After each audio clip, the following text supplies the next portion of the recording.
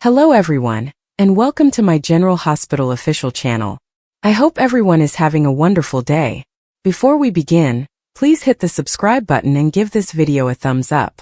General Hospital recap: May 6th. Dante blasts Gio, and Drew makes a deal for information. Kai Taylor has undergone the dangerous procedure, and Trina Robinson is waiting for him to awaken. When Kai eventually does, he informs her that he believes the hard part is finished. Portia Robinson examines Kai and then instructs him to rest up. He spends some time with Trina before a nurse and Portia help Kai get into a wheelchair. They carry him out into the hallway, and he manages to take a few optimistic steps. Brad Cooper is prepared to make a deal with Drew Kane. He knows who is behind the congressman's drugging, and Drew promises that he will be highly rewarded for the information. He promises him $500,000, and Brad sings like a canary. He informs Drew that Portia set him up by obtaining his medical information so that she could inject him with ketamine. Drew considers it and then gives Brad twice as much money if he will do one more thing. Rocco nearly dies and Dante blames Gio. Dante Falconeri arrives at GH and discovers that Rocco Falconeri has been admitted for alcohol poisoning. He blasts into Gio Palmieri, despite the fact that he was merely trying to aid Rocco. Read more. Find out what happened in the last episode of GH. Gio informs him that he discovered Rocco in bad shape and assumed that if he got him home safely, he'd sleep it off. Dante is outraged because Rocco could have died if he hadn't been at the hospital in time. Finally, Dante and Lulu Spencer are brought in to meet their son, and the doctor confirms that Rocco may have been comatose if he hadn't been brought in right away. Dante abandons his son to speak with Gio discreetly. Meanwhile, Danny Morgan phones Gio to get an update. He feels bad for bringing Rocco to the party, and Carly Spencer steals Joe's phone and informs Danny that she is on her way to him. Read this, the latest GH comings and goings. She arrives at the boathouse, and Danny tells her that he just wanted to have some fun. He persuaded Rocco to accompany him, and then left to play volleyball. Carly informs Danny that he was the leader, and left his little brother alone. She informs them that he must accept responsibility and apologize to Dante and Lulu, and he agrees to do so. Back at GH, Dante has Gio cornered in the hallway with Lois Cerullo, refusing to listen to him and accusing Gio of Rocco's drinking. He threatens to have him arrested, and Lois finally tells him to stop because he has no idea who Gio is. When Lulu hears the comment, she comes to a complete halt. More money, more problems for Alexis. Rick Lansing has finally been discharged from GH, and Ava Jerome is driving him home. He inquires about Alexis's blackmail payments and informs Ava that she is also aware of his involvement in the scheme. Rick has set up a company account into which the money will be sent, making it more difficult to track. Ava worries that requesting more money may be the final straw, but Rick assures her that he understands his ex-wife's concerns. Read this. Kelly Monaco, a General Hospital alum, suffers another blow. Christina Corinthos is meeting with Lucky Spencer to brief him on the latest dilemma in her life, which involves her mother attempting to commit her to court. She fills him in on all of the information and reveals that her mother has not explained any of her rationale to her. As Christina speaks, Lucky advises that seeking some assistance might not be the worst idea. He understands Christina's distress, but her mother is correct. She has gone through a difficult time and requires assistance. He tells her that his mother, the mayor of Port Charles, has also been in a facility. Lucky suggests that by enlisting support, Christina can bring her family together. Alexis Davis keeps phoning Christina and leaving messages asking for an opportunity to explain. Diane Miller comes by to address the problem with her. Alexis reveals that the commitment papers accidentally landed up in Molly Lansing Davis's bag, which enraged the females. Diane tries to attempt to remedy things, but Alexis insists on doing it herself because they are her daughters. Alexis believes that she may never be forgiven for her crimes. She also discloses to Diane that Christina has no idea she is aware of her intention to kill Ava. She considers it the ultimate kind of treachery, despite the fact that all she wanted to do was protect Christina. Diane leaves and Ava and Rick arrive at Alexis' house to offer her information about their mutual fund. Rick then informs her that she would need to start tripling their payments. Alexis informs them that there is no way for this to happen without being jailed. Christina enters while they are arguing and inquires as to the situation. Check back for more General Hospital recaps and spoilers. Lois reveals too much as Dante storms into Gio. In the GH waiting area, Gio informed Dante that he was not with Rocco at the party. He didn't even realize Rocco was there till he passed out. Dante questioned why Gio didn't contact Rocco's parents. Well, I didn't want to get him in trouble, Gio explained, which just irritated Dante more. Gio defended himself, claiming that if he could slip Rocco and Danny home, everything would be okay. You mean my drunk kid into the Quartermain boathouse, he remarked.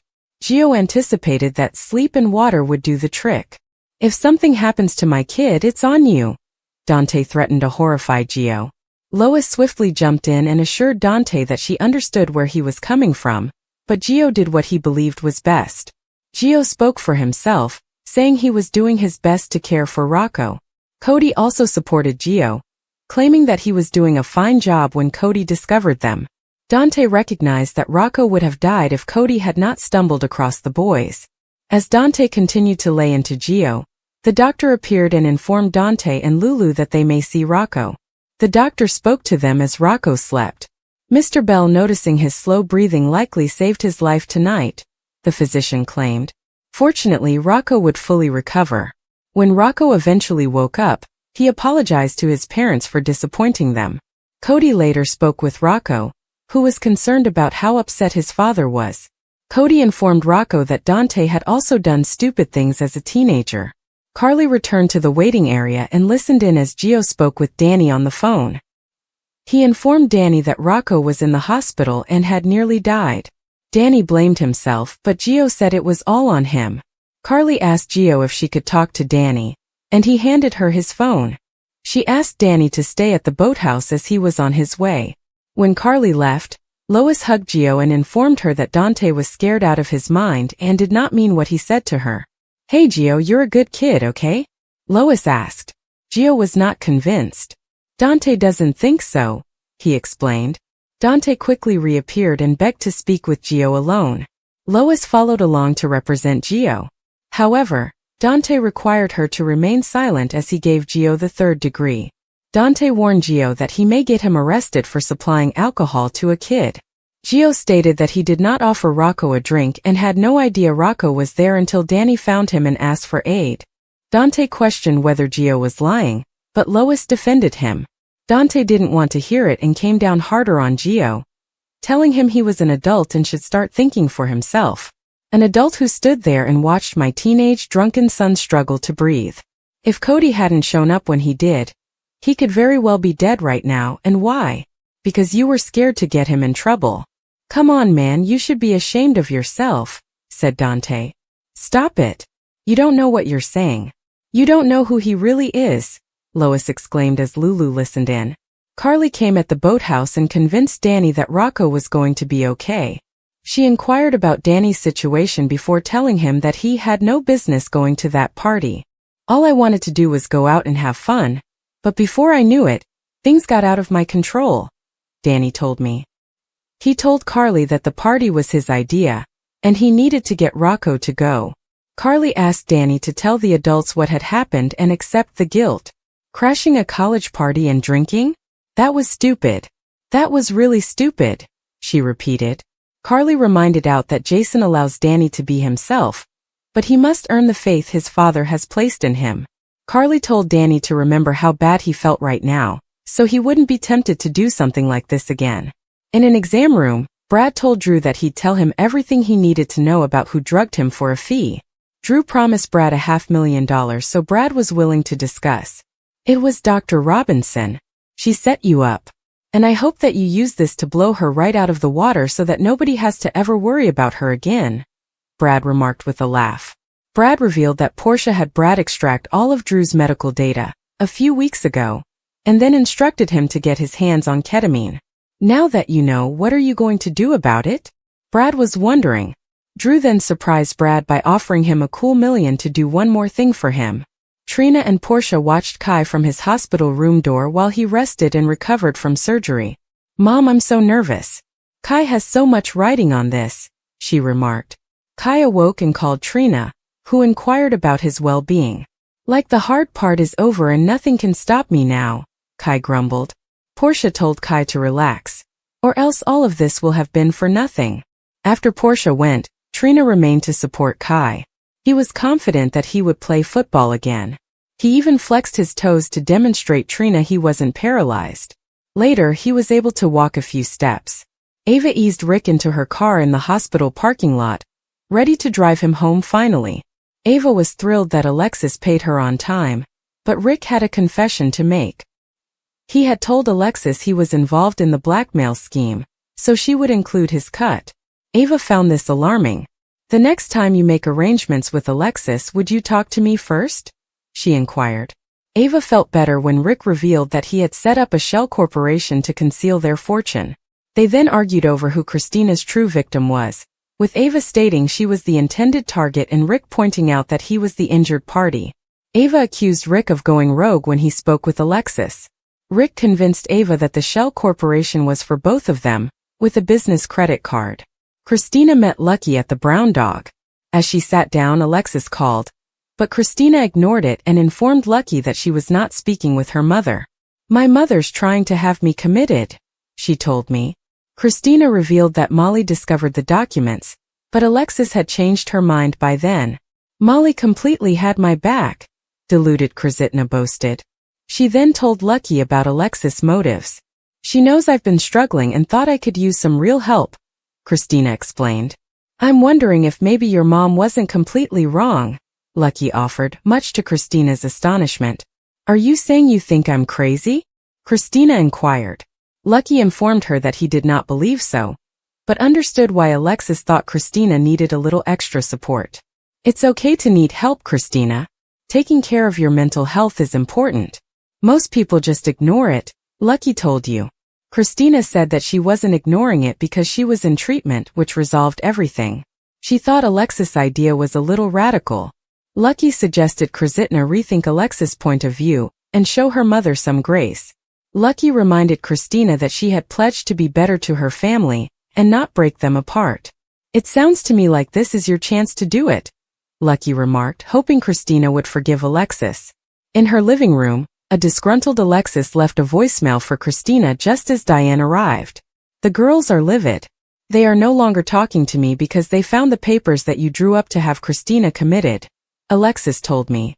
When Diane realized Molly had found the papers as a result of her actions, she attempted to make amends, but Alexis refused. These are my daughters and it's on me to fix it, Alexis told me. However, she was not optimistic that her daughters would ever speak to her again. Alexis ultimately revealed the truth to Diane. Christina never told me what she did, and she does not know that I know she tried to kill Ava, Alexis told me. She did, however, leave out the part about Ava blackmailing her, saying she didn't want Diane to know. There has to be a way to fix this, but she can't know I know what she did, Alexis exclaimed in desperation. After Diane left, Alexis had barely a minute alone before Rick and Ava arrived. They were just there to show Ava the shell firm he had set up to make it appear as if Alexis was investing Ace's money. Rick also demanded a second payment just for him. As Alexis was arguing with Rick and Ava, Christina walked in and demanding to know what was happening. Danny and Rocco quickly arrived at the seashore campfire. Rocco was pensive, but Danny assured him that they only needed to blend and grab 2 beers to assist them do so. You don't have to drink it. Just hold it. Everybody has a cup in their hands. This is how we blend, Danny cheerfully added before they started talking to 2 girls. Rocco stood to the side while Danny met a new acquaintance who wanted to play volleyball. Emma and Gio made their way to the bonfire, with Jocelyn close following. Emma noticed Vaughn approaching them in a swimsuit and quickly asked who he was. He informed the kids he was only there for his usual cold water swim. He suggested Emma try it, so she asked Gio to accompany her even though they didn't have swimwear. Emma made sure her flash drive was still in her shorts pocket before stripping down to their underwear and jumping into the lake. Joss grabbed it as soon as no one was looking. However, Jocelyn and Vaughn became stopped when Joss wanted to replace the corrupted flash drive, and Emma wanted to put her shorts back on. As Vaughn and Joss fought about how to return the flash disk to Emma, Jocelyn turned around to discover Danny standing there. Jocelyn gave Danny a glance and replied, Neither of us was here, so Danny knew he could walk away. They had no idea that Rocco had met a companion and drank, so he was passed out in a remote spot. At Lulu's house, Dante mentioned that the event with Drew had resulted in some offers, so maybe you don't have to write about the adoption thing. He begged her to drop the subject for him. Lulu declined. No, I'm a journalist and I'm not going to let Brooklyn dictate who or what I write about, Lulu responded, before wondering whether Chase had asked Dante to speak with her. Dante stated that he did it because Brooklyn was hurt by the piece, whether Dante believed it was justified or not. Why can't you just entertain the thought of using another idea? He was asking. Dante mentioned that Chase and Brooklyn were dealing with infertility in the same way that he and Lulu had all those years ago. Lulu appeared moved at Dante's emotional plea, but she refused to abandon the piece. Dante stated that he was well aware that he and Brooklyn had a fling as teenagers. Because, you're still in love with me, he told Lulu, surprising her. Lulu attempted to keep it calm. I mean, I'll always love you. We have a child together, she told me. Finally, she acknowledged she was still in love with Dante, who informed him that Maxie had told him what Lulu wanted to say just before she fell into a coma. Dante believed she had gone on with Dustin. I didn't mean to fall in love with Sam. Just happened. Are you saying I should have waited for you? The man asked. Lulu felt that Dante needed to move on. As hard as it is for me to imagine you moving on without me, I'm truly glad that Sam was there for you and Rocco, she told me. She admitted that she was not jealous of Brooklyn. She felt envious of Sam, who had saved her life. Lulu worried if she was a bad person, but Dante assured her she wasn't, but he wouldn't pretend he didn't love Sam. Lulu cried that she needed to move on with her life. But the painful truth is I'm still in love with you, she told me. Well, I'm still in love with you too, Dante said. Tracy took in the news that Brooklyn had just revealed about her adolescent pregnancy. Tracy inquired as to who knew. Up until recently, the only person I told about my baby was my mom, Brooklyn said. Brooklyn apologized for lying to Tracy, who sat down with her to discuss. Honey, you didn't lie. It's your life. Your choices. You get to decide who you want to tell, Tracy said me. Brooklyn stated that she did not want to notify anyone about her son. You had a boy? Tracy inquired. My mom and Grandma Gloria didn't even tell me. Lulu did, Brooklyn replied, much to Tracy's surprise. Brooklyn told Tracy that Lulu discovered Marty's notes regarding her baby, and she's not let up on me since. Brooklyn stated that Lulu believed the father had a right to know. But Tracy agreed that it was Brooklyn's life and backed her decision to place the baby for adoption. If that's what you really wanted, Tracy responded. Tracy asked a question that others had not. You were forced to make a very difficult decision at a very young age. Do you regret that choice? She quipped. All the time, a sobbing Brooklyn replied.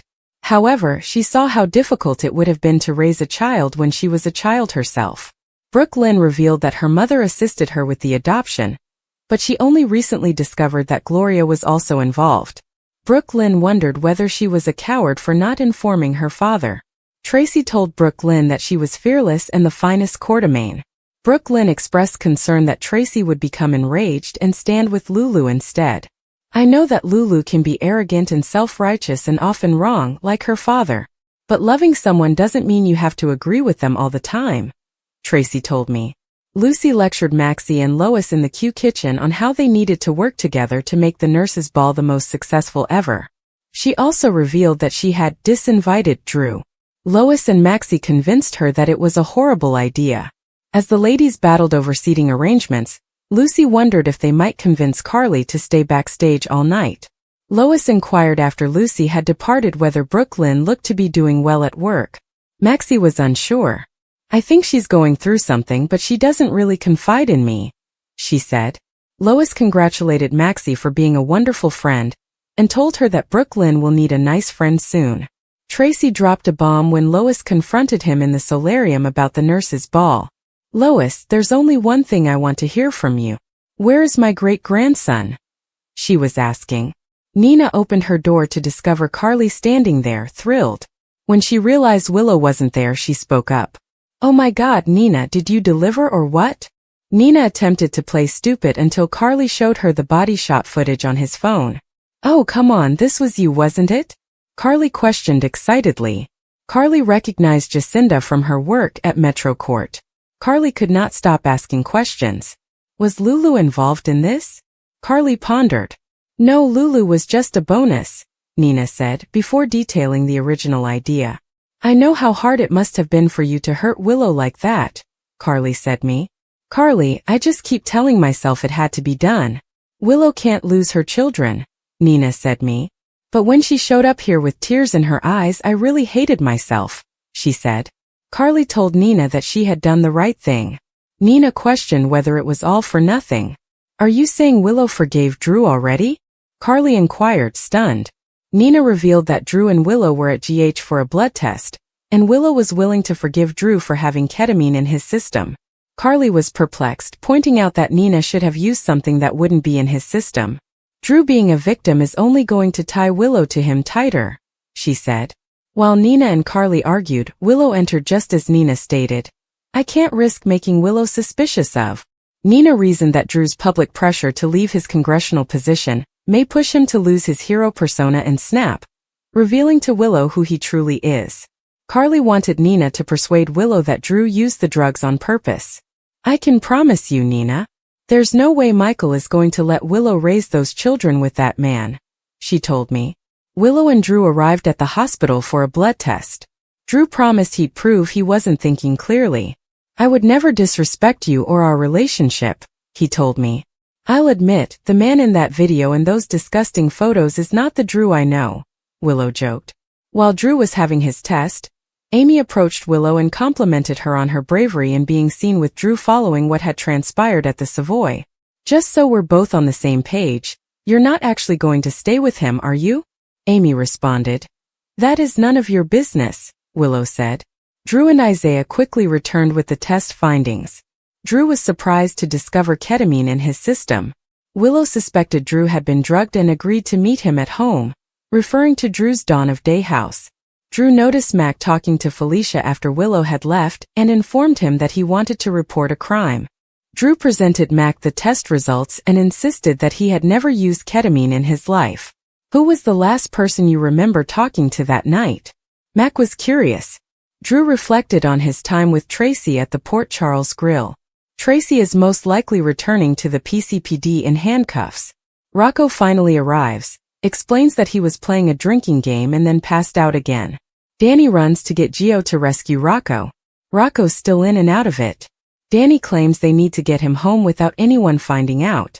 Emma shouts out to Gio, who rushes to her, but swears Danny not to tell Emma what is going on because she is Anna's granddaughter. Gio offers an excuse to Emma for why he needs to go. Soon Gio rejoins Danny, and they pull Rocco to the boathouse. Back at the party, Vaughn checks in with Joss. She claims to have returned the drive to Emma and informed Emma and Gio that she had seen him on campus several times, which is how they met. She asks if he has any other questions. Vaughn inquires, "Are you homesick yet?" She mentions that she is at home, but he points out that she is only pretending that this is her current existence. Joss recognizes and acknowledges that she misses portions of her previous life, but those parts were gone whether she joined the WSB or not. Vaughn decides to leave, joking that he will see her around school. Later, Emma and Joss hang around and discuss college. Emma thanks her again for discovering her passion. Without it, she may have left the research position. Emma also remembers how much fun she had with Cam and Spencer, and how much she misses them. She claims Spencer was something else. He could be your best buddy and then stab you in the back, but that does not make him a horrible person. Joss warns Emma not to worry out if she does not obtain the research position. Rocco's in trouble. Gio and Danny take Rocco to the boathouse.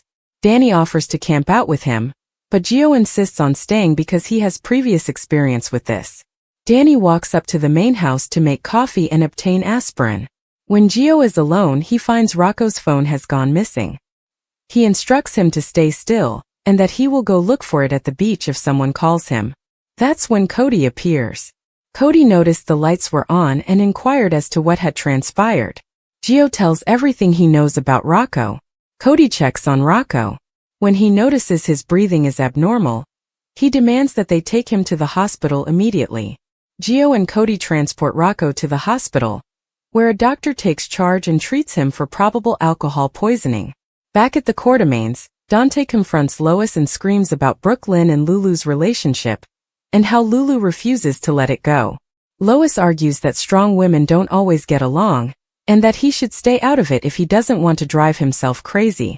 Dante then gets a call from Cody, who informs him about Rocco. Lois agrees to accompany Dante to the hospital, and Dante says he will call Lulu along the way. Dante, Lois, and Lulu arrive at the hospital, and Cody and Gio tell them what they know. On the next General Hospital, Dante holds Gio accountable for Rocco's illness, Carly advises Danny to accept responsibility, and Brad offers to tell Drew everything for the right price. General Hospital spoilers for Tuesday, May 6th. Brad's betrayal, Ava's fury, Dante's warning, Carly guilts Danny. On the next GH, betrayal strikes deep, guilt consumes, fury erupts, and warnings ring out. The General Hospital spoilers for Tuesday, May 6, 2025 are here. Drew Kane gathers important information in tomorrow's episode. Rocco Falconeri apologized. Plus, Lucky Spencer gives Christina Corinthos Davis a reality check. Continue reading to learn more about what will happen in the next episode of ABC's soap opera. Drew Kane's intel. In tomorrow's episode, Drew will learn significant information. Fans watch today's episode as Brad Cooper addressed Portia Robinson. When Portia refused, Brad walked into Drew's hospital room and proposed a bargain. In a sample clip, Brad assures the shady congressman that for the right price, he will tell him everything. Rocco Falconeri's fate. At the hospital, everyone is waiting to see if Rocco is okay after passing out during a drinking game. Cody Bell noticed Rocco's breathing was irregular and took him to the hospital. Doctors are currently pumping the boy's stomach, but Dante Falconeri blames the wrong person.